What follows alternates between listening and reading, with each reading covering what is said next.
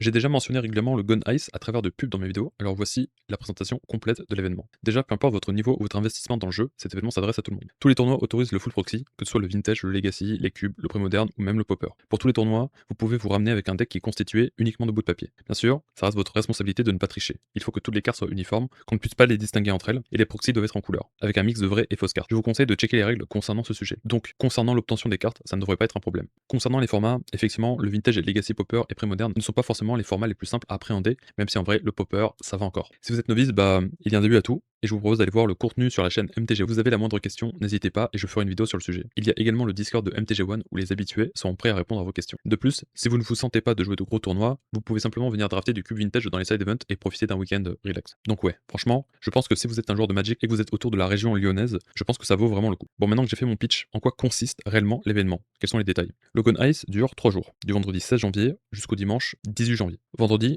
on commence en début d'après-midi car c'est un jour plus chill, on laisse la matinée aux joueurs qui se déplacent sur Lyon, et ça donne une bonne excuse pour poser le vendredi. Le tournoi est un team trio avec chaque joueur jouant en format différent. Un joueur de vintage, legacy et popper. Il n'y a pas trop d'enjeux pour ce tournoi et le coût d'entrée n'est pas très cher, donc c'est une bonne excuse pour sortir votre deck de cœur ou tester un nouveau format. Il existe un canal dans le Discord MTG One pour trouver des joueurs si vous êtes un électron libre. Samedi, c'est le main event, c'est le tournoi avec le plus d'enjeux, la fierté du Gone Ice les gars. C'est en legacy qui est le format principal de l'association. C'est ici qu'il faut tryhard pour gagner gros. Vous aurez 7 rondes suisses avec un top 8 à jouer, le tout dans la même journée. On a aussi un rebound pour tous ceux où le main event s'est mal passé. C'est un tournoi plus court qui sera lancé quelques rondes après le main event et qui vous permettra de continuer à jouer à Magic pour de gros lots durant l'après-midi. Ici, vous vous inscrivez sur place le jour même. Dimanche, on lance 3 tournois différents. Un en legacy pour les puristes du format, un en popper pour ceux qui veulent préparer le sideboard 3. C'est un autre gros tournoi de popper qui est aussi sur Lyon. Et le troisième en pré-moderne, un format qui monte en puissance ces derniers temps. Les 3 tournois vont se jouer en parallèle. Vous jouez simplement un nombre fixe de rondes sans top 8. Le nombre de victoires détermine vos lots finaux. Durant les 3 jours, des cubes sont mis à disposition. Donc à tout moment, si vous réunissez suffisamment de joueurs pour lancer une draft, vous pourrez payer un petit prix d'entrée et des tables sont prêtes pour jouer des matchs avec enjeu, comme une FNM. Vous pouvez aussi faire ça pour n'importe quel autre format, il suffit juste de réunir suffisamment de joueurs. Si vous voulez venir uniquement pour drafter des cubes, c'est tout à fait possible. N'hésitez pas à manifester votre volonté de jouer des cubes dans le Discord pour s'assurer de trouver un groupe de joueurs. En tout cas,